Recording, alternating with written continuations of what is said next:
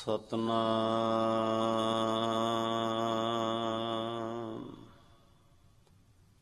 ਸ੍ਰੀ ਵਾਹਿਗੁਰੂ ਜੀ।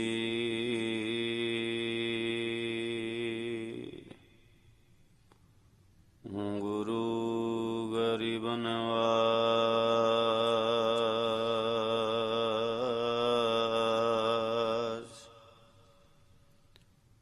ਸਾਹਿਬ JIO ਮਹਾਰਾਜ।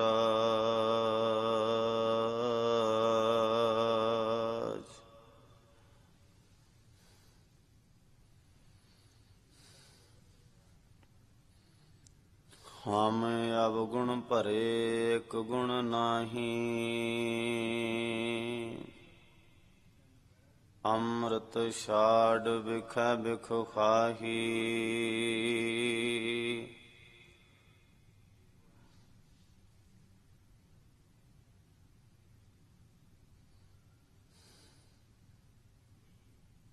ਮਾਇਆ ਮੋਹ ਭਰਮ ਪੈ ਭੂਲੇ,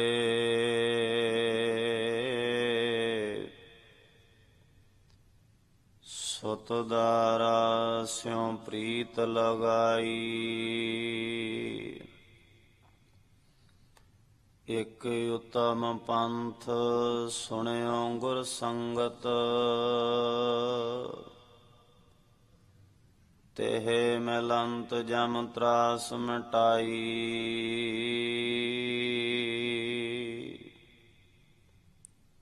ਇਕ ਅਰਦਾਸ ਪਾਟ ਕੀਰਤ ਕੀ, ਗੁਰ ਰਾਮਦਾਸ ਰਾਖੋ ਸ਼ਰਨਾਈ।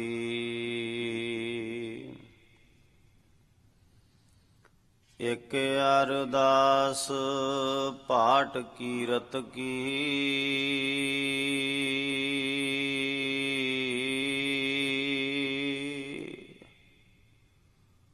ਗੁਰ ਰਾਮਦਾਸ ਰਾਖੋ ਸ਼ਰਨਾਈ।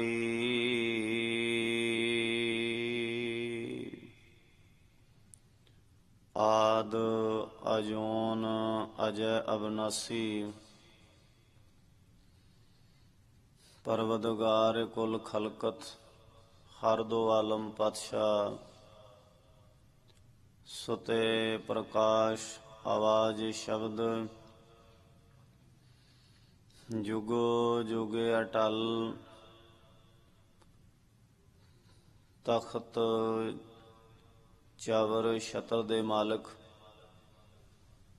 ਧੰਨ ਧੰਨ ਸਾਹਿਬ ਸ੍ਰੀ ਗੁਰੂ ਗ੍ਰੰਥ ਸਾਹਿਬ ਮਹਾਰਾਜ ਜੀਆਂ ਦੇ ਪਾਕ ਪਵਿੱਤਰ ਦਰਬਾਰ ਦੀਆਂ ਹਾਜ਼ਰੀਆਂ ਭਰ ਰਹੀ ਗੁਰੂ ਪਿਆਰੀ ਸਾਧ ਸੰਗਤ ਜੀ। ਆਪੋ ਆਪਣੀ ਆਤਮਾ ਦੇ ਭਲੇ ਲਈ ਔਰ ਸੁਰਤ ਨੂੰ ਗੁਰ ਸ਼ਬਦ ਵਿਚਾਰ ਨਾਲ ਜੋੜਨ ਵਾਸਤੇ ਸਰਦਾ ਭਾਵਨਾ ਨਾਲ ਸਤਿਗੁਰਾਂ ਦੀ ਬਖਸ਼ੀ ਹੋਈ ਫਤਿਹ ਬੁਲਾਓ। ਆਖੋ ਜੀ ਵਾਹਿਗੁਰੂ ਜੀ ਕਾ ਖਾਲਸਾ, ਵਾਹਿਗੁਰੂ ਜੀ ਕੀ ਫਤਿਹ। ਸਤਿਗੁਰਾਂ ਨੇ ਅਪਾਰ ਬਖਸ਼ਿਸ਼ ਕੀਤੀ ਹੈ। ਅੰਮ੍ਰਿਤ ਵੇਲੇ ਤਖਤਾਂ ਤੇ ਪ੍ਰਕਾਸ਼ਮਾਨ ਹੋ ਕੇ ਕਲਯੁਗ ਜੀਵਾਂ ਨੂੰ ਦਰਸ਼ਨ ਦੀਦਾਰ ਬਖਸ਼ਿਸ਼ ਕੀਤੇ ਹਨ। ਨਾਲ ਹੀ ਉਪਦੇਸ਼ ਬਖਸ਼ ਕੇ ਕਰਤਾਰਥ ਕਰ ਰਹੇ ਨੇ। ਸਾਹਿਬ ਸ੍ਰੀ ਗੁਰੂ ਗ੍ਰੰਥ ਸਾਹਿਬ ਮਹਾਰਾਜ ਜੀਆਂ ਦੇ 11ਵੇਂ ਰਾਗ ਜੈਤ ਸ੍ਰੀ ਰਾਗ ਵਿੱਚ ਸਤਿਗੁਰਾਂ ਨੇ ਸ਼ਲੋਕ ਬਖਸ਼ਿਸ਼ ਕੀਤੇ ਆ। ਊਚਾ ਅਗਮ ਅਪਾਰ ਪ੍ਰਭ, ਕਥਨ ਨਾ ਜਾਏ ਅਕਥ। ਇੱਕ ਸਤ ਚਿਤ ਆਨੰਦ ਪਰਿਪੂਰਨ ਪਰਮਾਤਮਾ ਬਹੁਤ ਬੇਅੰਤ ਆ। ਉਹ ਸਾਡੀ ਪਕੜ ਵਿੱਚ ਆਉਣ ਵਾਲਾ ਨਹੀਂ ਹੈ। ਪਾਰਾਵਾਰ ਤੋਂ ਰਹਿਤ ਆ ਐਸਾ ਬੇਅੰਤ ਅਕਾਲ ਪੁਰਖ ਵਾਹਿਗੁਰੂ ਜੀ ਉਹਦੀ ਮਹਿਮਾ ਨੂੰ ਕਥਨ ਲੱਗੀਏ ਤਾਂ ਉਹਦੀ ਮਹਿਮਾ ਜਿਹੜੀ ਹੈ ਬਿਆਨ ਕਰਕੇ ਵਖਿਆਨ ਕਰਕੇ ਸੁਣਾਈ ਨਹੀਂ ਜਾ ਸਕਦੀ। ਨਾਨਕ ਪ੍ਰਭ ਸਰਣਾਗਤੀ ਰਾਖਣ ਕੋ ਸਮਰੱਥ। ਜਿਹੜੇ ਜੀਵ ਉਸ ਅਕਾਲ ਪੁਰਖ ਵਾਹਿਗੁਰੂ ਦੀ ਸ਼ਰਨ ਵਿੱਚ ਨਤਮਸਤਕ ਹੁੰਦੇ ਆ, ਇਹਦੇ ਉਪਦੇਸ਼ ਨੂੰ ਪੜ੍ਹਦੇ ਨੇ, ਸੁਣਦੇ ਨੇ, ਵਿਚਾਰਦੇ ਨੇ, ਉਹਨਾਂ ਦੀ ਅਕਾਲ ਪੁਰਖ ਵਾਹਿਗੁਰੂ ਮਾਤ ਗਰਭ ਅੰਦਰ ਵੀ ਰਾਖੀ ਕਰਦਾ ਰਿਹਾ ਤੇ ਜੀਵਨ ਕਾਲ ਦੇ ਸਮੇਂ ਵੀ ਉਹ ਵਾਹਿਗੁਰੂ ਰਾਖੀ ਕਰਦਾ। ਅਗਲੇ ਜਹਾਨ ਵੀ ਉਹ ਰਖਵਾਲਾ ਬਣ ਕੇ ਉਹਨਾਂ ਦੀ ਰਾਖੀ ਕਰਦਾ। ਰਖਵਾਲਾ ਗੋਬਿੰਦ ਰਾਏ ਭਗਤਨ ਕੀ ਰਾਸ। ਐਸੇ ਬੇਅੰਤ ਅਕਾਲ ਪੁਰਖ ਵਾਹਿਗੁਰੂ ਧੰਨ ਸ੍ਰੀ ਗੁਰੂ ਗ੍ਰੰਥ ਸਾਹਿਬ ਮਹਾਰਾਜ ਜੀਆਂ ਦੀ ਪਾਕ ਪਵਿੱਤਰ ਸ਼ਰਨ ਵਿੱਚ ਆਪ ਗੁਰਸਿੱਖ ਸੰਗਤਾਂ ਨੂੰ ਜੁੜ ਕੇ ਬੈਠਣ ਦਾ ਸੁਭਾਗ ਸਮਾਂ ਪ੍ਰਾਪਤ ਹੋਇਆ ਹੈ। ਵੱਡੇ ਭਾਗਾਂ ਵਾਲੇ ਹੋ, ਗੁਰੂ ਗ੍ਰੰਥ ਸਾਹਿਬ ਮਹਾਰਾਜ ਦੀਆਂ ਦਾਦੀਆਂ ਖੁਸ਼ੀਆਂ ਪ੍ਰਾਪਤ ਕਰ ਰਹੇ ਹੋ। ਆਓ ਅੱਜ ਦੇ ਆਏ ਸ੍ਰੀ ਮੁਖਵਾਕ ਕਥਨ ਕਰਕੇ, ਸਰਵਣ ਕਰਕੇ ਲਾਹਾ ਪ੍ਰਾਪਤ ਕਰੀਏ। ਸਤਨਾਮ ਸ੍ਰੀ ਵਾਹਿਗੁਰੂ ਜੀ। ਜੈਤ ਸਰੀ ਮਹਲਾ ਪੰਜਵਾਂ। ਵਾਰ ਸੋ ਲੋਕਾਂ ਨਾਲ ਇੱਕ ਓੰਕਾਰ।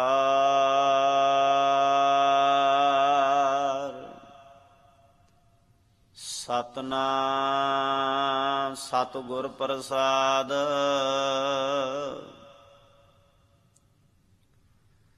ਸ਼ਲੋਕ ਆਦਿ ਪੂਰਨ ਮੱਧ ਪੂਰਨ ਅੰਤ ਪੂਰਨ ਪਰਮੇਸ਼ਰ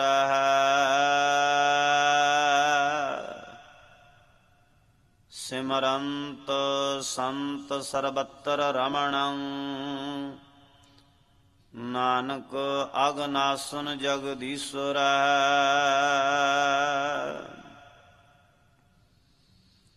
ਜੁਗੋ ਜੁਗੇ ਅਟਲ ਧੰਨ ਧੰਨ ਸਾਹਿਬ ਸ੍ਰੀ ਗੁਰੂ ਗ੍ਰੰਥ ਸਾਹਿਬ ਮਹਾਰਾਜ ਜੀਆਂ ਦੇ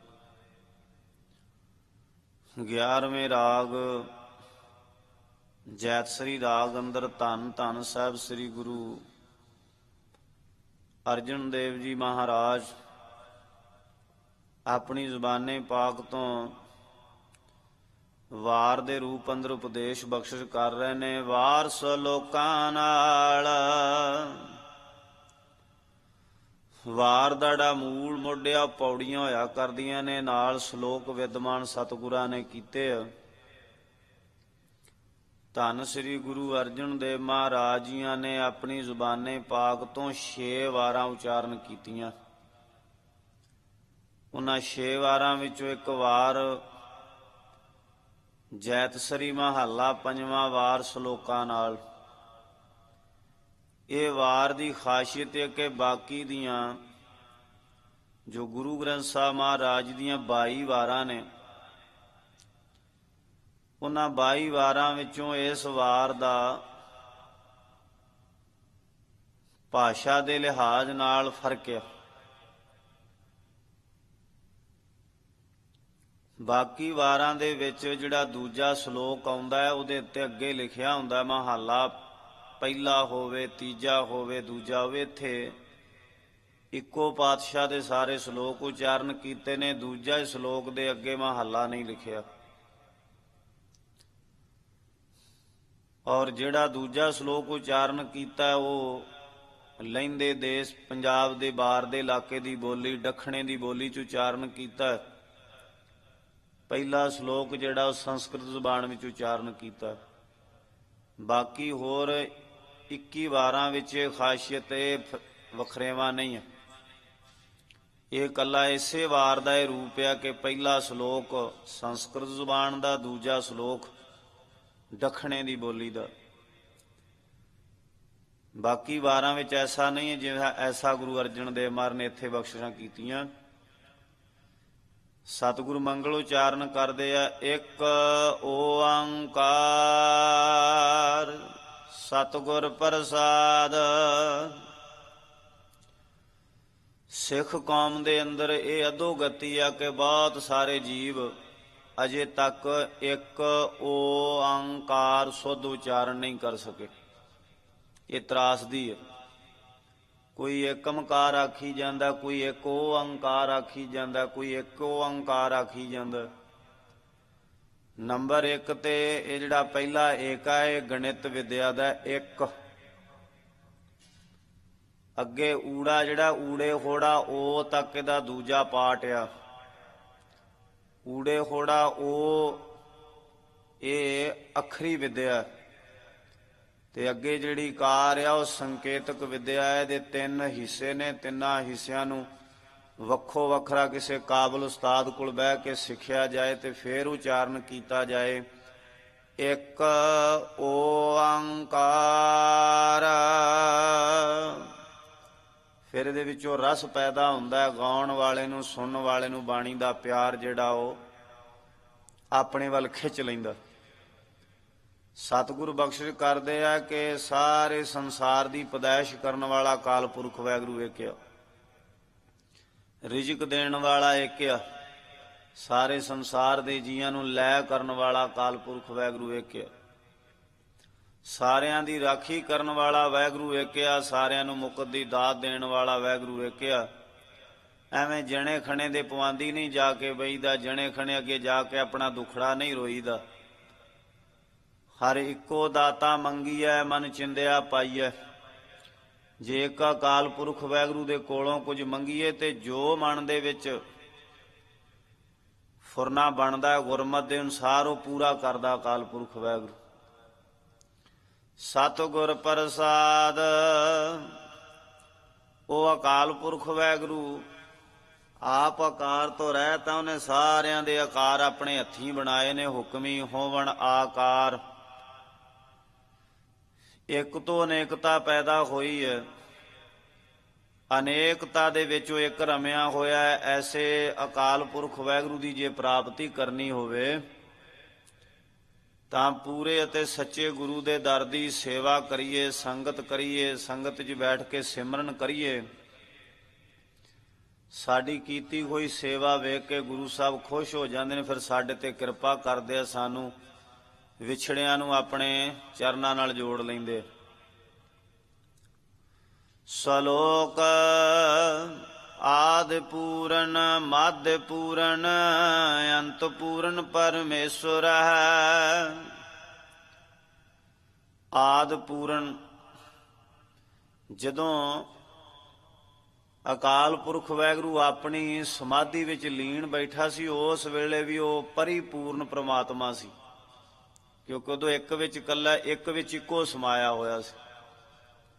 ਫਿਰ ਉਸ ਤੋਂ ਬਾਅਦ ਆਦਿ ਤੋਂ ਬਾਅਦ ਫਿਰ ਯੁੱਗਾਂ ਦਾ ਆਦਿ ਹੋਇਆ। ਹੁਣ ਜਦੋਂ ਕਿਸੇ ਚੀਜ਼ ਦੇ ਵਿੱਚੋਂ ਕੋਈ ਅਗਾਂਹ ਚੀਜ਼ ਵੱਧਦੀ ਹੈ ਫਿਰ ਉਹ ਪਿਛਾਂ ਤੇ ਘਾਟਾ ਪੈਂਦਾ ਨਾ। ਉਸ ਇੱਕ ਦੇ ਵਿੱਚੋਂ ਅਨੇਕਤਾ ਪੈਦਾ ਹੋ ਗਈ ਹੈ ਪਰ ਉਹ ਪੂਰੇ ਦੇ ਵਿੱਚੋਂ ਅਧੂਰਾ ਨਹੀਂ ਹੋਇਆ। ਬਈ ਹੁਣ ਇੰਨੀ ਸ੍ਰਿਸ਼ਟੀ ਉਹਦੇ ਵਿੱਚੋਂ ਨਿਕਲ ਗਈ ਹੈ। 5 ਤੱਤ ਉਹਦੇ ਵਿੱਚੋਂ ਨਿਕਲੇ ਨੇ, 4 ਖਾਣੀਆਂ ਨਿਕਲੀਆਂ ਨੇ, 3 ਗੁਣ ਨਿਕਲੇ ਨੇ, 84 ਲੱਖ ਜੋਨੀ ਦੇ ਜੀਵ ਨਿਕਲੇ ਨੇ। ਇੰਨਾ ਕੁਝ ਇੱਕ ਦੇ ਵਿੱਚੋਂ ਕੱਢ ਲਈਏ ਕਿਸੇ ਭੰਡਾਰੇ ਵਿੱਚੋਂ ਫਿਰ ਖਾਲੀ ਤੇ ਹੋਏਗਾ ਨਾ। ਜੇ ਖਾਲੀ ਨਾ ਹੋਵੇਗਾ ਊਣਾ ਤੇ ਹੋਵੇਗਾ। ਪਰ ਉਹ ਅਕਾਲ ਪੁਰਖ ਵਾਹਿਗੁਰੂ ਉਸੇ ਤਰ੍ਹਾਂ ਜਿਵੇਂ ਆਪਣੀ ਸਮਾਧੀ ਵਿੱਚ ਲੀਨ ਸੀ ਨਾ ਉਦੋਂ ਵੀ ਪੂਰਾ ਸੀ, ਤੇ ਜਦੋਂ ਉਹਨੇ ਸ੍ਰਿਸ਼ਟੀ ਦੀ ਸਾਜਨਾ ਕਰ ਦਿੱਤੀ ਉਦੋਂ ਵੀ ਇੰਨਾ ਕੁਝ ਦੇ ਵਿੱਚੋਂ ਪੈਦਾਇਸ਼ ਹੋ ਗਈ, ਫਿਰ ਵੀ ਉਹ ਪੂਰੇ ਦਾ ਪੂਰਾ। ਆਦਿ ਪੂਰਨ ਮੱਧ ਪੂਰਨ। ਮੱਧ ਕਹੀਏ ਹੁਣ ਵੀ ਉਹ ਇਸ ਤਰ੍ਹਾਂ ਪੂਰਾ ਆ। ਜੇ ਰੋਜ਼ ਉਹਦੇ ਵਿੱਚੋਂ ਦਿਨ ਬਾ ਦਿਨ ਉਹਦੇ ਵਿੱਚੋਂ ਪੈਦਾਇਸ਼ ਵੱਧਦੀ ਜਾ ਰਹੀ ਹੈ ਫਿਰ ਵੀ ਉਹ ਪੂਰੇ ਦਾ ਪੂਰਾ, ਕੋਈ ਘਾਟਾ ਨਹੀਂ ਹੈ। ਜੇ ਆਪਾਂ ਕਹੀਏ ਵੀ ਉਦੋਂ ਇੱਕੋ ਵਾਰ ਥੋੜੀ ਪੈਦਾਇਸ਼ ਹੋ ਗਈ, ਕੁਛ ਫਰਕ ਨਹੀਂ ਪਿਆ ਹੋਣਾ, ਹੁਣ ਤੇ ਪੈ ਗਿਆ ਹੋਣਾ ਕਿਉਂਕਿ ਸ੍ਰਿਸ਼ਟੀ ਸਾਜੀ ਨੂੰ ਕਈ ਯੁੱਗ ਬੀਤ ਗਏ ਨੇ। 4 ਯੁੱਗ ਤੇ ਹੋ ਹੀ ਗਏ ਨਾ, 7 ਯੁੱਗ, ਤ੍ਰੇਤਾ, ਦੁਆਪਰ, ਕਲਯੁੱਗ ਚੱਲਦਾ ਪਿਆ। ਨਿੱਕੇ ਜਿਹੇ ਸ਼ਹਿਰ ਦੇ ਵਿੱਚੋਂ ਕਿੰਨੇ ਹਰ ਸਾਲ ਡਿਵੈਲਪਮੈਂਟ ਹੁੰਦੀ ਹੈ, ਵਾਧਾ ਹੁੰਦਾ ਹੈ। ਤੇ ਪ੍ਰਮਾਤਮਾ ਦੀ ਸ੍ਰਿਸ਼ਟੀ ਵਿੱਚ ਵੇਖੋ ਕਿੰਨਾ ਕੁਝ ਹੋ ਰਿਹਾ। ਹੁਣ ਕੋਈ ਫਰਕ ਪਿਆ ਹੋਣਾ ਉਹਦੇ 'ਚ, ਘੱਟ ਪਿਆ ਹੋਣਾ, ਘਾਟਾ ਪਿਆ ਹੋਣਾ, ਕਹਿਣ ਲੱਗੇ ਨਹੀਂ। ਹੁਣ ਵੀ ਉਹ ਇਸੇ ਤਰ੍ਹਾਂ ਹੀ ਪੂਰਨ ਆ ਜਿਵੇਂ ਪਹਿਲਾਂ ਸ੍ਰਿਸ਼ਟੀ ਦੀ ਰਚਨਾ ਕਰਨ ਤੋਂ ਪਹਿਲਾਂ ਪੂਰਾ ਸੀ, ਉਸੇ ਤਰ੍ਹਾਂ ਹੀ ਹੁਣ ਪੂਰਾ ਹੈ। ਅੰਤ ਪੂਰਨ ਪਰਮੇਸ਼ਰ ਹੈ। ਅੰਤ ਵੇਲੇ ਜਦੋਂ ਸਾਰੀ ਸ੍ਰਿਸ਼ਟੀ ਦਾ ਅੰਤ ਹੋਣਾ ਹੈ, ਜਿਹਦਾ ਆਪਾਂ ਰੋਜ਼ ਪੜ੍ਹਨੇ ਆ, ਆਪੇ ਸਿਰਜ ਆਪੇ ਫੁਨ ਗੋਈ, ਜਿਸ ਵੇਲੇ ਉਹਨੇ ਸਾਰੀ ਸ੍ਰਿਸ਼ਟੀ ਲੈ ਕਰ ਲੈਣੀ ਆਪਣੇ ਵਿੱਚ, ਉਹ ਉਸ ਵੇਲੇ ਵੀ ਪੂਰਾ ਹੋਣਾ। ਜਿਵੇਂ ਉਹ ਮੁੱਢ ਕਦੀਮਾ ਤੋਂ ਸੀ ਉਵੇਂ ਹੀ ਅੱਜ ਆ, ਜਿਵੇਂ ਅੱਜ ਆ ਇਸੇ ਤਰ੍ਹਾਂ ਹੀ ਉਹਨੇ ਅੰਤ ਵੇਲੇ ਤੱਕ ਰਹਿਣਾ। ਭਾਵੇਂ ਕਈ ਯੁੱਗਾਂ ਤੱਕ ਇਹ ਸ੍ਰਿਸ਼ਟੀ ਚੱਲਦੀ ਰਹਿਣੀ, ਆਪਾਂ ਇਸ ਰੂਪ ਵਿੱਚ ਨਹੀਂ ਵੇਖਣੀ, ਹੋਰ ਰੂਪ 'ਚ ਵੇਖਾਂਗੇ ਜਿਹੜਾ ਉਸ ਵੇਲੇ ਆਪਣਾ ਜਨਮ ਹੋਵੇਗਾ। ਪਰ ਉਹ ਅਕਾਲ ਪੁਰਖ ਵਾਹਿਗੁਰੂ ਜਿਹੜਾ ਉਹ ਪਰਿਪੂਰਨ ਪਰਮਾਤਮਾ ਆ। ਸਿਮਰੰਤ ਸੰਤ ਸਰਬੱਤਰ ਰਮਣੰਗ, ਨਾਨਕ ਅਗਨਾਸਨ ਜਗਦੀਸ਼ਵਰੈ। ਸਵਾਸ ਸਵਾਸ ਨਾਮ ਜਪਣ ਵਾਲਿਆਂ ਨੂੰ ਬਾਣੀ ਨੇ ਸੰਤ ਮੰਨਿਆ। ਤੇ ਉਹ ਸੰਤ ਜਿਹੜੇ ਨੇ ਉਹ ਕਿਸੇ ਮੂਰਤੀ ਦੀ ਪੂਜਾ ਨਹੀਂ ਕਰਦੇ, ਕਿਸੇ ਸਰੀਰ ਦੀ ਪੂਜਾ ਨਹੀਂ ਕਰਦੇ। ਉਹ ਸਰਬੱਤਰ ਰਮਣੰਗ, ਜਿਹੜਾ ਸਰਬੱਤਰ ਕਹੀਏ ਸਾਰਿਆਂ ਦੇ ਵਿੱਚ ਇੱਕ ਰਸ ਰਮਿਆ ਹੋਇਆ, ਐਸੇ ਬੇਅੰਤ ਅਕਾਲ ਪੁਰਖ ਵਾਹਿਗੁਰੂ ਦੀ ਯਾਦ ਵਿੱਚ ਜੁੜਦੇ ਆ ਸਤਿਪੁਰਸ਼। ਨਾਨਕ ਅਗਨਾਸਨ ਜਗਦੀਸ਼ਵਰੈ। ਜਗਤ ਕਹੀਏ ਸੰਸਾਰ, ਈਸ਼ਰ ਕਹੀਏ ਮਾਲਕ, ਸਾਰੇ ਸੰਸਾਰ ਦਾ ਮਾਲਕ ਜਿਹੜਾ ਅਕਾਲ ਪੁਰਖ ਵਾਹਿਗੁਰੂ ਹੈ ਨਾ, ਉਹਦਾ ਜੇ ਕੋਈ ਜੀਵ ਨਾਮ ਜਪਦਾ ਹੈ ਤੇ ਨਾਮ ਦੀ ਬਰਕਤ ਨਾਲ ਅਗਨਾਸਨ, ਉਹਦੇ ਕੀਤੇ ਹੋਏ ਸਾਰੇ ਅਗ ਕਹੀਏ ਪਾਪ ਜਿਹੜੇ ਨੇ ਉਹ ਨਸ ਜਾਂਦੇ ਆ, ਦੌੜ ਜਾਂਦੇ। ਧੰਨ ਗੁਰੂ ਅਰਜਨ ਦੇਵ ਮਹਾਰਾਜ ਨੇ 52 ਅੱਖਰੀ ਦੀ ਬਾਣੀ ਅੰਦਰ 55 ਨੰਬਰ ਪੌੜੀ ਉਚਾਰਨ ਕੀਤੀ ਹੈ। ਹੇ ਅਚੁੱਤ ਹੇ ਪਾਰ ਬ੍ਰਹਮ ਅਬਨਾਸੀ ਅਗਨਾਸ। ਐ ਅਕਾਲ ਪੁਰਖ ਵਾਹਿਗੁਰੂ ਤੂੰ ਅਚੁੱਤ ਕਹੀਏ ਅਗੇੜਿਆ, ਇੱਕ ਥਾਂ ਤੇ ਕਾਇਮ ਰਹਿਣ ਵਾਲਾ ਹੈ। ਹੇ ਅਚੁੱਤ ਹੇ ਪਾਰ ਬ੍ਰਹਮ ਤੂੰ ਕਣ ਕਣ ਵਿੱਚ ਰਮਿਆ ਹੋਇਆ। ਅਬਨਾਸੀ ਤੂੰ ਨਾਸ ਤੋਂ ਰਹਿ ਸਿਆ, ਤੇਰਾ ਕਦੇ ਨਾਸ ਨਹੀਂ ਹੋਣਾ ਹੈ। ਅਗਨਾਸ, ਹਰ ਇੱਕ ਜੀਵ ਦੇ ਪਾਪਾਂ ਨੂੰ ਤੂੰ ਨਾਸ ਕਰਨ ਦੀ ਸਮਰੱਥਾ ਰੱਖਣਾ ਜੇ ਕੋਈ ਜੀਵ ਤੇਰੇ ਨਾਮ ਨਾਲ ਜੁੜੇ ਤਾਂ। ਹੇ ਪੂਰਨ ਹੇ ਸਰਬ ਮੈਂ, ਹੇ ਅਕਾਲ ਪੁਰਖ ਵਾਹਿਗੁਰੂ ਤੂੰ ਪਰਿਪੂਰਨ ਪ੍ਰਮਾਤਮਾ ਆ, ਪੂਰਾ ਭਰਿਆ ਹੋਇਆ। ਹੇ ਪੂਰਨ ਹੇ ਸਰਬ ਮੈਂ, ਸਾਰਿਆਂ ਦੇ ਵਿੱਚ ਤੂੰ ਰਮਿਆ ਹੋਇਆ, ਤੇਰੇ ਤੋਂ ਬਿਨਾ ਕੋਈ ਇੱਕ ਕਦਮ ਪੱਟਣਾ ਤੇ ਬੜੇ ਦੂਰ ਦੀ ਗੱਲ ਆ, ਕੋਈ ਅੱਖ ਵੀ ਨਹੀਂ ਪੱਟ ਸਕਦਾ ਹੈ, ਅੱਖ ਪੱਟ ਕੇ ਵੇਖ ਵੀ ਨਹੀਂ ਸਕਦਾ ਤੇਰੀ ਹੋਣ ਤੋਂ ਬਿਨਾ। ਹੇ ਪੂਰਨ ਹੇ ਸਰਬ ਮੈਂ, ਦੁੱਖ ਭੰਜਨ ਗੁਣ ਤਾਸ, ਤੁਸੀਂ ਗੁਣਾਂ ਦੇ ਖਜ਼ਾਨੇ ਹੋ, ਗਰੀਬਾਂ ਦੇ ਦੁੱਖਾਂ ਨੂੰ ਭੰਨਣ ਵਾਲੇ ਹੋ, ਸੁੱਖਾਂ ਦੀਆਂ ਦਾਤਾਂ ਦੇਣ ਵਾਲੇ ਹੋ। ਦੁੱਖ ਭੰਜਨ ਤੇਰਾ ਨਾਮ ਜੀ, ਦੁੱਖ ਭੰਜਨ ਤੇਰਾ ਨਾਮ। 8 ਪਹਿਰ ਆਰਾਧੀਏ ਪੂਰਨ ਸਤਿਗੁਰ ਗਿਆਨ। 8 ਪਹਿਰ ਅਕਾਲ ਪੁਰਖ ਵਾਹਿਗੁਰੂ ਦੀ ਯਾਦ 'ਚ ਜੁੜੇ ਰਹੀਏ ਤੇ ਉਸ ਪੂਰੇ ਦਾ ਗਿਆਨ ਅਧੂਰਿਆਂ ਨੂੰ ਹੁੰਦਾ ਆ। ਜਿਹੜੇ ਅਧੂਰੇ ਨੇ ਜੇ ਉਹ ਪੂਰਾ ਹੋਣਾ ਚਾਹੁੰਦੇ ਨੇ, ਉਹ ਪੂਰਨ ਪਰਿਪੂਰਨ ਪ੍ਰਮਾਤਮਾ ਦੇ ਗੁਣਾਂ ਨੂੰ ਗਾਇਨ ਕਰਨ ਤੇ ਉਹ ਪੂਰੇ ਹੋ ਸਕਦੇ। ਸਿਮਰੰਤ ਸੰਤ ਸਰਬੱਤਰ ਰਮਣੰ, ਨਾਨਕ ਅਗਨਾਸਨ ਜਗਦੀਸ਼ਵਰੈ। ਪੇਖਨ ਸੁਨਨ ਸੁਣਾਵਣ, ਮਨ ਮਹਿ ਦ੍ਰਿੜੀਐ ਸਾਚ। ਉਹ ਅਕਾਲ ਪੁਰਖ ਵਾਹਿਗੁਰੂ ਨੂੰ ਇਹ ਮੁਹਾਰਤ ਹਾਸਲਿਆ ਕਿ ਉਹ ਸਾਰੀ ਸ੍ਰਿਸ਼ਟੀ ਨੂੰ ਪੇਖਣ ਦੀ ਕਹੀਏ ਵੇਖਣ ਦੀ ਸਮਰੱਥਾ ਰੱਖਦਾ। ਕੋਈ ਧਰਤੀ ਵਿੱਚ ਬਹਿ ਕੇ ਕਰਮ ਕਮਾਉਂਦਾ ਨਾ, ਉਹ ਵੀ ਉਹਨੂੰ ਪਤਾ ਆ। ਕੋਈ ਦੇ ਕਿਵਾੜ ਅਨਕ ਪੜਦੇ ਮੈਂ ਪਰਦਾਰਾ ਸੰਗ ਫਾਕੈ, ਕੋਈ ਪੜਦੇ ਵਿੱਚ ਕਾਰਜ ਕਰਦਾ, ਉਹ ਵੀ ਉਹਨੂੰ ਸਾਰਾ ਪਤਾ। ਤੇ ਕੋਈ ਚਿੱਟੇ ਦਿਨ ਕਰਮ ਕਰ ਰਿਹਾ ਤੇ ਉਹ ਵੀ ਵੇਖਦਾ, ਤੇ ਨੇ ਵੇਖਣੇ ਵੇਖਣੇ। ਬਾਹਰ ਦੇ ਕੀਤੇ ਕਰਮ ਤੇ ਉਹ ਵੇਖਦਾ, ਜਿਹੜੇ ਬੰਦੇ ਦੇ ਅੰਦਰ ਵਲਵਲੇ ਨੇ ਨਾ, ਜਿਹੜੇ ਬੰਦੇ ਦੇ ਅੰਦਰ ਸਿਲਸਿਲਾ ਚੱਲਦਾ ਹੈ ਬਦੀ ਦਾ ਨੇਕੀ ਦਾ, ਦੋਵੇਂ ਚੀਜ਼ਾਂ ਨੂੰ ਉਹ ਅੰਦਰੋਂ ਵੇਖਣ ਵਾਲਾ ਹੈ। ਅੰਤਰਜਾਮੀ ਸਭ ਵਿਦ ਜਾਣੈ, ਤਾਂ ਕਿਸ ਪੈ ਆਖ ਸੁਣਾਈਏ।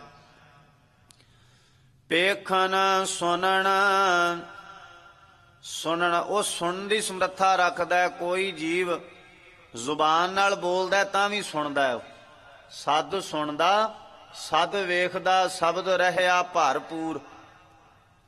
ਤੇ ਜੇ ਕੋਈ ਜਿਹਦੀ ਜ਼ੁਬਾਨ ਨਹੀਂ ਹੈ, ਹੁਣ ਜਿਹੜੇ ਤੇ ਜ਼ੁਬਾਨ ਨਾਲ ਅਰਦਾਸ ਕਰ ਲੈਂਦੇ ਤੇ ਅਰਦਾਸ ਜ਼ੁਬਾਨ ਨਾਲ ਸੁਣ ਲੈਂਦਾ, ਤੇ ਹੁਣ ਜਿਹੜੇ ਜੀਵਾਂ ਕੋਲ ਬਾਕੀ ਦੇ 84 ਲੱਖ ਜੋਨੀ ਦੇ ਜੀਵਾਂ ਕੋਲ ਤੇ ਅਲਫਾਜ਼ ਹੈ ਹੀ ਨਹੀਂ ਹੈ, ਉਹਨਾਂ ਦੀ ਅਰਦਾਸ ਵੀ ਸੁਣਦਾ ਉਹ। ਜਿਹੜੇ ਮਨੁੱਖ ਜਾਤੀ ਵਿੱਚ ਹੀ ਗੂੰਗੇ ਨੇ, ਜਿਨ੍ਹਾਂ ਦੀ ਜ਼ਬਾਨ ਹੁੰਦਿਆਂ ਉਹਨਾਂ ਕੋਲ ਅਲਫਾਜ਼ ਨਹੀਂ ਆਏ, ਉਹਨਾਂ ਵੀ ਤੇ ਅਰਦਾਸ ਸੁਣਦਾ। ਉਹਨਾਂ ਵਾਸਤੇ ਬੇਨਤੀ ਹੈ, ਵਿਣ ਬੋਲਿਆ ਸਭ ਕੁਝ ਜਾਣਦਾ, ਕਿਸੇ ਆਗਿਆ ਕੀਚੈ ਅਰਦਾਸ। ਪੇਖਣ ਸੁਣਨ ਸੁਣਾਵਣ, ਉਹ ਸੁਣਦਾ ਵੀ ਹੈ ਤੇ ਦੂਜਿਆਂ ਨੂੰ ਸੁਣਾਉਂਦਾ ਵੀ ਹੈ। ਆਪਣੇ ਅਨਾਹਦ ਧੁਨੀ ਉਹਨਾਂ ਨੂੰ ਕੰਨਾਂ ਵਿੱਚ ਸੁਣਾਉਂਦਾ ਵੀ ਹੈ, ਜਿਹੜੇ ਉਹਨਾਂ ਨੂੰ ਚੇਤਾ ਕਰਦੇ। ਉਹ ਆਪ ਵੀ ਸੁਣਦਾ ਹੈ ਤੇ ਦੂਜੇ ਨੂੰ ਸੁਣਨ ਦੀ ਉਹਨੇ ਸ਼ਕਤੀ ਬਖਸ਼ੀ। ਹੁਣ ਆਪਾਂ ਉਹਦੇ ਦਿੱਤੀ ਹੋਈ ਸਰੋਤ ਦੇ ਮੁਤਾਬਕ ਸੁਣ ਰਹੇ ਹਾਂ, ਨੇੜੇ ਦੀ ਗੱਲ, ਦੂਰ ਦੀ ਗੱਲ, ਬਾਹਰ ਦੀ ਆਵਾਜ਼ ਵੀ ਉਹਨੇ ਸੁਣਨ ਦੀ ਸਮਰੱਥਾ ਬਖਸ਼ਿਸ਼ ਕੀਤੀ ਹੈ। ਤੇ ਜਿਹੜੇ ਜੀਵ ਅਭਿਆਸ ਵਿੱਚ ਜੁੜਦੇ ਨੇ, ਜਿਨ੍ਹਾਂ ਨੂੰ ਪ੍ਰਮਾਤਮਾ ਦੇ ਨਾਮ ਦਾ ਇਸ਼ਕ ਲੱਗ ਜਾਂਦਾ, ਉਹ ਜਦੋਂ ਅਭਿਆਸ ਕਰਦੇ ਨੇ, ਉਹਨਾਂ ਦੇ ਕੰਨਾਂ ਦੇ ਰਾਹੀਂ ਅਨ ਮੜਿਆ ਮੰਦਲ ਵਾਜੈ, ਪੰਜ ਸ਼ਬਦ ਧੁਨ ਅਨਹਦ ਵਾਜੇ। ਉਹਨਾਂ ਨੂੰ ਅਨਾਹਦ ਧੁਨੀ ਸੁਣਾਉਣ ਦੀ ਪ੍ਰਮਾਤਮਾ ਬਰਕਤ ਬਖਸ਼ਦਾ। ਇਹ ਤਿੰਨੇ ਗੱਲਾਂ ਦਾ ਉਹ ਅਕਾਲ ਪੁਰਖ ਵਾਹਿਗੁਰੂ ਮਾਹਰ ਆ, ਮਾਹਰ। ਤੇ ਐਸੇ ਬੇਅੰਤ ਅਕਾਲ ਪੁਰਖ ਵਾਹਿਗੁਰੂ ਦੇ ਮਨ ਮੈਂ ਦ੍ਰਿੜੀਐ ਸਾਚ, ਆਪਣੇ ਮਨ ਦੇ ਸੱਚ ਨੂੰ ਦ੍ਰਿੜ ਕਰਨਾ ਚਾਹੀਦਾ। ਸੱਚ ਕੀ ਹੈ?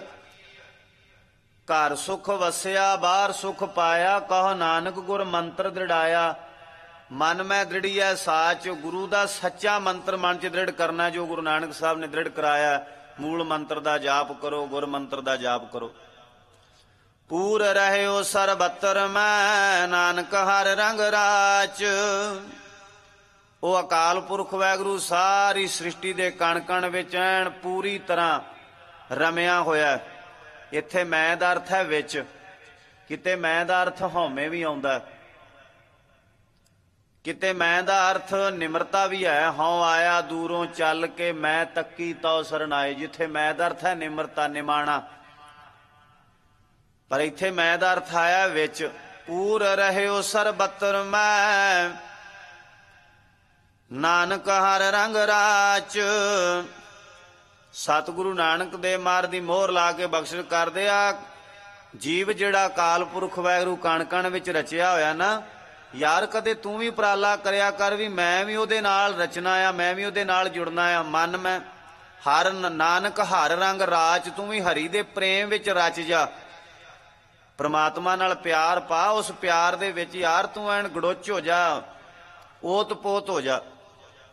ਪਰਮਾਤਮਾ ਸਾਰਿਆਂ ਵਿੱਚ ਰਚਿਆ ਹੋਇਆ, ਪਰ ਆਪਾਂ ਨਕੰਮੇ ਰਹਿ ਗਏ। ਆਪਾਂ ਆਪਣੇ ਮਾਲਕ ਦੇ ਨਾਲ ਰਚ ਨਹੀਂ ਸਕੇ, ਰਚ ਮਿਚ ਨਹੀਂ ਸਕੇ। ਪੇਕੇ ਘਰੋਂ ਧੀ ਰਾਣੀ ਜਾਂਦੀ ਆ, ਅਗਲੇ ਪਰਿਵਾਰ ਵਿੱਚ ਜਾਂਦੀ ਆ। ਕਈ ਧੀਆਂ ਰਾਣੀਆਂ ਉਸ ਅਗਲੇ ਪਰਿਵਾਰ ਜਾ ਕੇ ਰਚ ਮਿਚ ਜਾਂਦੀਆਂ। ਦੂਜੇ ਘਰੋਂ ਜਵਾਈ ਆਉਂਦਾ, ਸਹੁਰੇ ਪਰਿਵਾਰ ਵਿੱਚ ਆ ਕੇ ਉਹਨਾਂ ਜੀਆਂ ਵਿੱਚ ਰਚ ਮਿਚ ਜਾਂਦਾ। ਪਰ ਆਪਾਂ ਉੱਥੇ ਦੇ ਰਚਨਾ ਮਿਚਣਾ ਵੀ ਨਹੀਂ ਜਾਣਦੇ। ਕਈ ਪਰਿਵਾਰ ਐਸੇ ਆ, ਕਿਤੇ ਧੀ ਨਹੀਂ ਜਾ ਕੇ ਰਚਦੀ, ਕਿਤੇ ਜਵਾਈ ਨਹੀਂ ਜਾ ਕੇ ਰਚਦਾ। ਉਹ ਸੁਭਾਅ ਬਣਿਆ ਵੀ ਜਿਵੇਂ ਸਹੁਰੇ ਪਰਿਵਾਰ ਵਿੱਚ ਨਹੀਂ ਰਚੇ ਤਾਂ ਚਲੋ ਰੱਬ ਵਿੱਚ ਵੀ ਨਹੀਂ ਰਚਦੇ। ਕਿਹੜਾ ਕਿਤੇ ਗੋਲੀ ਵੱਜਣ ਲੱਗੀ, ਛੱਡੋ ਖੜਾ, ਕੀ ਰਚਨਾ। ਨਹੀਂ ਨਹੀਂ, ਜਿਵੇਂ ਮਾਲਕ ਕਣ ਕਣ ਵਿੱਚ ਰਚਿਆ ਹੋਇਆ, ਰਮਿਆ ਹੋਇਆ, ਆਪਾਂ ਵੀ ਵਿਛੜਿਆਂ ਨੇ ਉਹਦੇ ਵਿੱਚ ਰਚਨਾ ਆ। ਪੂਰ ਰਹਿਓ ਸਰਬੱਤਰ ਮੈਂ, ਨਾਨਕ ਹਰ ਰੰਗ ਰਾਚ। ਹਰੀ ਦੇ ਪ੍ਰੇਮ ਦੇ ਵਿੱਚ ਰਚਨਾ ਆ। ਪੌੜੀ ਹਰ ਏਕ ਨਿਰੰਜਨ ਗਾਈਐ, ਸਭ ਅੰਤਰ ਸੋਈ। ਨਿਰ ਕਹੀਏ ਰਹਿਤ, ਅੰਜਨ ਕਹੀਏ ਸੁਰਮਾ। ਸੁਰਮੇ ਦਾ ਰੰਗ ਹੈ ਕਾਲਾ। ਕਾਲ ਪੁਰਖ ਵਾਹਿਗੁਰੂ ਕਾਲਖ ਤੋਂ ਰਹਿਤਿਆਂ ਦੇ ਮੱਥੇ ਤੇ ਕੋਈ ਬਦਨਾਮੀ ਦਾ ਦਾਗ ਨਹੀਂ। ਐਸਾ ਬੇਅੰਤ ਕਾਲ ਪੁਰਖ ਵਾਹਿਗੁਰੂ ਸਾਡੇ ਮੱਥੇ ਤੇ ਲੱਗੇ ਹੋਏ ਅਨੇਕਾਂ ਬਦਨਾਮੀ ਦੇ ਦਾਗ ਧੋਣ ਦੀ ਸਮਰੱਥਾ ਰੱਖਦਾ ਹੈ। ਜਿਸ ਜੀਵ ਦੇ ਮੱਥੇ ਤੇ ਕੋਈ ਦਾਗ ਲੱਗਾ, ਗੁਰੂ ਗ੍ਰੰਥ ਸਾਹਿਬ ਮਹਾਰਾਜ ਦੇ ਚਰਨਾਂ 'ਚ ਮੱਥਾ ਟੇਕੇ। ਗੁਰੂ ਗ੍ਰੰਥ ਸਾਹਿਬ ਮਹਾਰਾਜ ਜੀਆਂ ਦੇ ਦਰ ਦੇ ਭਿਖਾਰੀ ਬਣੇ, ਉਹਦੇ ਮੱਥੇ ਤੇ ਲੱਗੇ ਹੋਏ ਦਾਗ ਜਿਹੜੇ ਨੇ ਧੁੱਪਦੇ ਆ।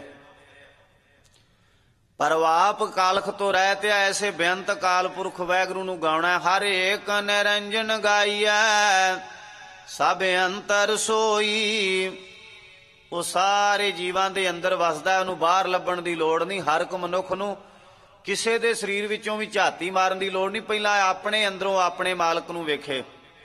ਜਦੋਂ ਆਪਣੇ ਅੰਦਰੋਂ ਆਪਣੇ ਮਾਲਕ ਨੂੰ ਵੇਖਦਾ, ਫਿਰ ਦੂਜਿਆਂ ਦੇ ਅੰਦਰ ਰੱਬ ਵਸਦਾ, ਫਿਰ ਦੂਜਿਆਂ ਦੇ ਨਾਲ ਰੱਬ ਰੂਪ ਜਾਣ ਕੇ ਬੰਦਾ ਪਿਆਰ ਕਰਦਾ ਵੀ ਇਹ ਰੱਬ ਦੀ ਸਾਜੀ ਹੋਈ ਖਲਕਤ ਆ, ਰੱਬ ਦੀਆਂ ਬਣਾਈਆਂ ਹੋਈਆਂ ਮੂਰਤਾਂ ਨੇ, ਇਹਦੇ ਵਿੱਚ ਮੇਰਾ ਮਾਲਕ ਰਹਿੰਦਾ, ਮੇਰੇ ਮਾਲਕ ਦਾ ਘਰ ਆ। ਹਰ ਏਕ ਨਿਰੰਜਨ ਗਾਈਐ ਸਭ ਅੰਤਰ ਸੋਈ। ਹਰ ਇੱਕ ਜੀਵ ਨੂੰ ਚਾਹੀਦਾ ਕਿ ਜਿਹੜਾ ਤੇ ਧਰਮੀ ਹੋਵੇ ਉਹਦੇ ਨਾਲ ਤੇ ਪਿਆਰ ਕਰਨਾ ਹੀ ਹੈ, ਜਿਹੜਾ ਅਜੇ ਧਰਮ ਦੇ ਪਹਿਰੇ ਵਿੱਚ ਨਹੀਂ ਆਇਆ ਉਹਦੇ ਨਾਲ ਵੀ ਓਨਾ ਹੀ ਪਿਆਰ ਕਰਨਾ ਚਾਹੀਦਾ, ਕਿਉਂਕਿ ਉਹਨੂੰ ਧਰਮ ਵਿੱਚ ਲਿਆਉਣਾ ਹੈ ਨਾ। ਪਰ ਸਾਡਾ ਕੀ ਸੁਭਾਅ ਹੈ, ਜਿੱਦਣ ਬੰਦਾ 2 ਕੁ ਦਿਨ ਗੁਰੂ ਘਰ ਮੱਥਾ ਟੇਕ ਲੈਂਦਾ, 4 ਕੁ ਦਿਨ ਕੜਾਹ ਪ੍ਰਸ਼ਾਦਾ ਕੁਣਕਾ ਛਕ ਲੈਂਦਾ, ਉਹ ਬੰਦੇ ਨੂੰ ਬੰਦਾ ਹੀ ਨਹੀਂ ਸਮਝਦਾ, ਪਤਾ ਨਹੀਂ ਰੱਬ ਬਣ ਕੇ ਬਹਿ ਜਾਂਦਾ। ਸਾਰਿਆਂ ਨਾਲ ਪਿਆਰ ਇੱਕੋ ਜਿਹਾ ਕਰਨਾ ਹੈ, ਭਾਵੇਂ ਧਰਮੀ ਆ ਭਾਵੇਂ ਅਧਰਮੀ ਆ, ਕਿਉਂਕਿ ਸਰੀਰ ਅੰਦਰ ਜੋਤ ਸਾਰਿਆਂ ਵਿੱਚ ਮਾਲਕ ਦੀ ਵਸਦੀ ਆ। ਕੋਈ ਇੱਥੇ ਕੋਈ ਜਾਣ ਨਾ ਭੂਲਾ ਭਾਈ, ਸੋ ਭੂਲਾ ਜਿਸ ਆਪ ਭੁਲਾਵੈ, ਬੂਝੈ ਤਿਸੈ ਬੁਝਾਈ। ਇੱਥੇ ਕੋਈ ਜਾਣ ਕੇ ਨਹੀਂ ਭੁੱਲਿਆ ਹੋਇਆ, ਜਿਹਨੂੰ ਉਹਨੇ ਭੁਲਾਇਆ ਹੋਇਆ ਭੁੱਲਿਆ, ਜਿਹਨੂੰ ਉਹਨੇ ਸੋਝੀ ਦਿੱਤੀ ਉਹ ਰਾਹ ਤੇ ਚੱਲਿਆ ਹੋਇਆ। ਪਰਮਾਤਮਾ ਦਾ ਹੁਕਮ ਆ। ਕਰਨ ਕਾਰਨ ਸਮਰੱਥ ਪ੍ਰਭ ਜੋ ਕਰੇ ਸੋ ਹੋਈ। ਉਹ ਸਾਰਾ ਕੁਛ ਆਪ ਵੀ ਕਰਨਾ ਜਾਣਦਾ ਤੇ ਦੂਜਿਆਂ ਤੋਂ ਕੋਈ ਕਾਰਨ ਕਹੀਏ ਬਹਾਨਾ ਬਣਾ ਕੇ ਕਰਵਾਉਣਾ ਵੀ ਜਾਣਦਾ। ਜਿਹੜੇ ਆਪਣੇ ਆਪ ਕਰ ਲੈਣ ਠੀਕ ਨਹੀਂ ਤੇ ਗਲ 'ਚ ਗੂਠਾ ਦੇ ਕੇ ਕਰਵਾ ਲੈਂਦਾ, ਨਹੀਂ ਤੇ ਫਿਰ ਦੂਜੀ ਤਰ੍ਹਾਂ ਨੂੰ ਢੰਗ ਤਰੀਕੇ ਆਉਂਦੇ ਆ। ਕਰਨ ਕਾਰਨ ਸਮਰੱਥ ਪ੍ਰਭ ਜੋ ਕਰੇ ਸੋ ਹੋਈ। ਜੋ ਅਕਾਲ ਪੁਰਖ ਵਾਹਿਗੁਰੂ ਨੇ ਕਰਨਾ ਸੰਸਾਰ ਦੇ ਵਿੱਚ ਉਹ ਹੋਣਾ। ਬੰਦਿਆਂ ਦਾ ਕੀਤਾ ਕੁਛ ਨਹੀਂ ਹੁੰਦਾ। ਸਭਨੀ ਛਾਲਾਂ ਮਾਰੀਆਂ ਕਰਤਾ ਕਰੇ ਸੋ ਹੋਏ। ਛਾਲਾਂ ਬੜੇ ਮਾਰਦੇ ਆ, ਪਰ ਜੋ ਹੋਣਾ ਅਕਾਲ ਪੁਰਖ ਵਾਹਿਗੁਰੂ ਦੀ ਰਜ਼ਾ ਵਿੱਚ ਹੋਣਾ। ਕੀਤਾ ਕਰਨਾ ਸਰਬ ਰਜਾਈ, ਕਿਛ ਕੀਚੈ ਜੇਕਰ ਸਕੀਐ। ਆਪਣਾ ਕੀਤਾ ਕਿਛੂ ਨਾ ਹੋਵੇ, ਜਿਉਂ ਹਰ ਭਾਵੈ ਤਿਉਂ ਰੱਖੀਐ। ਜਿਵੇਂ ਮਾਲਕ ਕਰਦਾ ਉਸੇ ਤਰ੍ਹਾਂ ਹੁੰਦਾ ਹੈ। ਖਿਨ ਮੈਂ ਥਾਪਿਓ ਥਾਪਦਾ ਤਿਸ ਬਿਨ ਨਹੀਂ ਕੋਈ। ਖਿਨ ਕਹੀਏ ਅੱਖ ਦੇ ਪ੍ਰੱਕੇ ਵਿੱਚ ਉਹ ਅਕਾਲ ਪੁਰਖ ਵਾਹਿਗੁਰੂ ਸ੍ਰਿਸ਼ਟੀ ਦੇ ਜੀਵਾਂ ਨੂੰ ਥਾਪਦਾ ਕਹੀਏ ਜਨਮ ਦਿੰਦਾ, ਤੇ ਇੱਕ ਅੱਖ ਦਾ ਪ੍ਰੱਕਾ ਪਲਟਦਾ ਹੈ ਤੇ ਸੰਸਾਰ ਦੇ ਜੀਵ ਜਨਮ ਲੈਂਦੇ ਆ। ਦੂਜੇ ਪਾਸੇ ਅੱਖ ਦੀ ਦੂਜੀ ਅੱਖ ਦੀ ਪਲਕ ਝਪਕਦਾ ਤੇ ਦੁਨੀਆ ਦੇ ਲੋਕ ਇੱਥੋਂ ਜਾ ਰਹੇ ਨੇ। ਵੇਖੋ ਆਪਾਂ ਅੱਖਾਂ ਦੋਵੇਂ ਝਪਕਨੇ, ਇਸੇ ਤਰ੍ਹਾਂ ਮਾਲਕ ਨੇ ਸ੍ਰਿਸ਼ਟੀ ਦਾ ਵਿਧਾਨ ਬਣਾਇਆ। ਇੱਕ ਵਾਰ ਉਹ ਆਪਣੀ ਅੱਖ ਝਪਕਦਾ ਤੇ ਦੁਨੀਆ ਦੇ ਲੋਕ ਪੈਦਾ ਹੋ ਰਹੇ ਨੇ, ਪੈਦਾਇਸ਼ ਹੋ ਰਹੀ ਹੈ। ਦੂਜੀ ਅੱਖ ਝਪਕਦਾ ਤੇ ਦੁਨੀਆ ਦੇ ਲੋਕ ਜਾ ਰਹੇ ਨੇ। ਹਰ ਇੱਕ ਚੀਜ਼ ਦਾ ਅੰਤ ਵੀ ਹੈ ਤੇ ਉਹਦੀ ਸ਼ੁਰੂਆਤ ਵੀ ਹੈ। ਖਿਨ ਮੈਂ ਥਾਪਿਓ ਥਾਪਦਾ ਤਿਸ ਬਿਨ ਨਹੀਂ ਕੋਈ। ਉਸ ਅਕਾਲ ਪੁਰਖ ਵਾਹਿਗੁਰੂ ਤੋਂ ਬਿਨਾਂ ਕੋਈ ਇੱਥੇ ਨਾ ਕਿਸੇ ਨੂੰ ਜਨਮ ਦਿੰਦਾ ਤੇ ਨਾ ਕੋਈ ਮਾਰਦਾ। ਸੰਸਾਰ ਦੇ ਵਿੱਚ ਇੱਕ ਵਹਿਮ ਹੈ ਵੀ ਬਰਮਾ ਜਨਮ ਦਿੰਦਾ ਤੇ ਸ਼ਿਵ ਜੀ ਮਾਰਦਾ, ਤੇ ਜੇ ਸ਼ਿਵ ਜੀ ਮਾਰਦਾ ਹੈ ਤੇ ਬਰਮਾ ਜਨਮ ਦਿੰਦਾ, ਫਿਰ ਉਹਨਾਂ ਨੂੰ ਜਨਮ ਦੇਣ ਵਾਲਾ ਕੌਣ ਹੈ ਤੇ ਉਹਨਾਂ ਨੂੰ ਮਾਰਨ ਵਾਲਾ ਕੌਣ ਹੈ? ਉਹ ਅਕਾਲ ਪੁਰਖ ਵਾਹਿਗੁਰੂ ਹੈ। ਸਾਰਿਆਂ ਨੂੰ ਆਪ ਹੀ ਥਾਪਦਾ, ਆਪ ਹੀ ਸਾਰਿਆਂ ਨੂੰ ਲੈ ਕਰਦਾ। ਖੰਡ ਬ੍ਰਹਮੰਡ ਪਾਤਾਲ ਦੀਪ ਰਵਿਆ ਸਭ ਲੋਈ। ਖੰਡ ਕਹੀਏ ਸੰਸਕ੍ਰਿਤ ਜ਼ੁਬਾਨ ਵਿੱਚ ਟੁਕੜਾ। ਧਰਤੀ ਦੇ 9 ਟੁਕੜੇ ਨੇ। 9 ਖੰਡ ਪ੍ਰਿਥਵੀ ਫਿਰੈ ਚਿਰਜੀਵੈ। 9 ਖੰਡ ਧਰਤੀ ਦੇ ਹਰ ਟੁਕੜੇ ਵਿੱਚ ਅਕਾਲ ਪੁਰਖ ਵਾਹਿਗੁਰੂ ਜਿਹੜਾ ਰਮਿਆ ਹੋਇਆ। ਬ੍ਰਹਮੰਡ ਕਹੀਏ ਆਕਾਸ਼ ਵਿੱਚ ਸ਼ੁਕਰ ਆ, ਸ਼ਨੀ ਆ, ਬੁੱਧ ਆ, ਮੰਗਲ ਆ, ਸੋਮ ਆ। ਸਾਰਿਆਂ ਚੰਦ ਸੂਰਜ ਤਾਰੇ ਨੇ ਜੋ ਵੀ ਬ੍ਰਹਮੰਡ ਦੇ ਵਿੱਚ ਨਜ਼ਰੀ ਆ ਰਿਹਾ, ਆਕਾਸ਼ ਦੇ ਵਿੱਚ ਅਕਾਲ ਪੁਰਖ ਵਾਹਿਗੁਰੂ ਰਮਿਆ ਹੋਇਆ। ਪਾਤਾਲ ਦੀਪ। ਪਾਤਾਲ ਕਹੀਏ ਧਰਤੀ ਤੋਂ ਥੱਲੇ ਵੀ ਜਿਹੜੀ ਦੁਨੀਆ ਉਹਦੇ ਵਿੱਚ ਵੀ ਅਕਾਲ ਪੁਰਖ ਵਾਹਿਗੁਰੂ ਬੇਅੰਤ ਰੂਪ ਧਾਰਨ ਕਰਕੇ ਵਸਦਾ ਹੋਇਆ। ਤੇ ਦੀਪ ਕਹੀਏ ਜਿੱਥੇ ਵੀ ਮਹਾਦੀਪ ਨੇ ਨਾ, ਮਹਾਦੀਪਾਂ ਦੇ ਵਿੱਚ ਅਕਾਲ ਪੁਰਖ ਵਾਹਿਗੁਰੂ ਕਿਤੇ ਬਨਸਪਤੀ ਦੇ ਰੂਪ ਅੰਦਰ, ਕਿਤੇ ਪਾਣੀ ਦੇ ਵਿੱਚ ਵਸਣ ਵਾਲੇ ਜੀਵਾਂ ਦੇ ਰੂਪ ਅੰਦਰ ਵਸੇਬਾ ਪਿਆ ਕਰਦਾ ਹੈ। ਜਿਸ ਆਪ ਬੁਝਾਏ ਸੋ ਬੁਝਸੀ, ਨਿਰਮਲ ਜਨ ਸੋਈ। ਜਿਸ ਜੀਵ ਉੱਤੇ ਆਪਣੀ ਰਹਿਮਤ ਕਰਦਾ ਉਸ ਜੀਵ ਨੂੰ ਕਣ ਕਣ ਵਿੱਚ ਰਮੇ ਹੋਏ ਅਕਾਲ ਪੁਰਖ ਵਾਹਿਗੁਰੂ ਦੀ ਬੁਝਾਰਤ ਸਮਝ ਪੈਂਦੀ ਹੈ। ਵਰਨਾ ਦੁਨੀਆ ਦੇ ਲੋਕਾਂ ਵਾਸਤੇ ਬੁਝਾਰਤ ਦੀ ਬੁਝਾਰਤ ਰਹਿ ਜਾਂਦੀ, ਪਹੇਲੀ ਦੀ ਪਹੇਲੀ ਰਹਿ ਜਾਂਦੀ। ਮੇਰਾ ਮਾਲਕ ਜਿਨ੍ਹਾਂ ਉੱਤੇ ਰਹਿਮਤ ਕਰੇ ਉਹਨਾਂ ਨੂੰ ਕਣ ਕਣ ਵਿੱਚੋਂ ਅਕਾਲ ਪੁਰਖ ਵਾਹਿਗੁਰੂ ਦੀ ਹੋਂਦ ਮਹਿਸੂਸ ਹੁੰਦੀ ਹੈ। ਜਿਨ੍ਹਾਂ ਨੂੰ ਕਣ ਕਣ ਵਿੱਚ ਰਮਿਆ ਹੋਇਆ ਰਾਮ ਨਜ਼ਰ ਆਉਂਦਾ, ਨਿਰਮਲ ਜਨ ਸੋਈ, ਉਹੀ ਜੀਵ ਅਕਾਲ ਪੁਰਖ ਵਾਹਿਗੁਰੂ ਦਰ ਤੇ ਪਵਿੱਤਰ ਗਿਣੇ ਗਏ ਨੇ। ਬਾਕੀ ਜਿਹੜੇ ਆਪਣਿਆਂ ਨੂੰ ਵੇਖ ਕੇ ਪਿਆਰ ਕਰਦੇ ਨੇ, ਬਗਾਨਿਆਂ ਨੂੰ ਵੇਖ ਕੇ ਨਫ਼ਰਤ ਕਰਦੇ ਨੇ, ਉਹਨਾਂ ਨੂੰ ਨਿਰਮਲਪਣ ਨਹੀਂ ਪ੍ਰਾਪਤ ਹੋਇਆ, ਉਹਨਾਂ ਨੂੰ ਮਾਲਕ ਦੀ ਖੁਸ਼ੀ ਪ੍ਰਾਪਤ ਨਹੀਂ ਹੁੰਦੀ। ਅਜੇ ਉਹ ਰਾਗ ਦਵੈਖ ਦੇ ਝੇੜੇ ਵਿੱਚ ਨੇ। ਜਿਹੜਾ ਰਾਗ ਦਵੈਖ ਦੇ ਝੇੜੇ ਵਿੱਚ ਆ, ਰੱਬ ਤੋਂ ਕੋਹਾਂ ਦੂਰ ਬੈਠਾ ਹੈ। ਜਿਹਨੇ ਰੱਬ ਦੇ ਨੇੜੇ ਹੋਣਾ ਨੂੰ ਪਹਿਲਾਂ ਈਰਖਾ ਖਤਮ ਕਰਨੀ ਪੈਣੀ ਹੈ, ਆਪਣਿਆਂ ਦਾ ਪਿਆਰ ਖਤਮ ਕਰਨਾ ਪੈਣਾ, ਬਗਾਨਿਆਂ ਦੀ ਈਰਖਾ ਖਤਮ ਕਰਨੀ ਪੈਣੀ, ਤਾਂ ਮਾਲਕ ਦੇ ਦੀਦਾਰ ਜਿਹੜੇ ਹੋਣੇ ਆ। ਵਿਚਾਰ ਕਰਦਿਆਂ ਹੋਈਆਂ ਭੁੱਲਾਂ ਦੀ ਖਿਮਾ। ਵਾਹਿਗੁਰੂ ਜੀ ਕਾ ਖਾਲਸਾ, ਵਾਹਿਗੁਰੂ ਜੀ ਕੀ ਫਤਿਹ।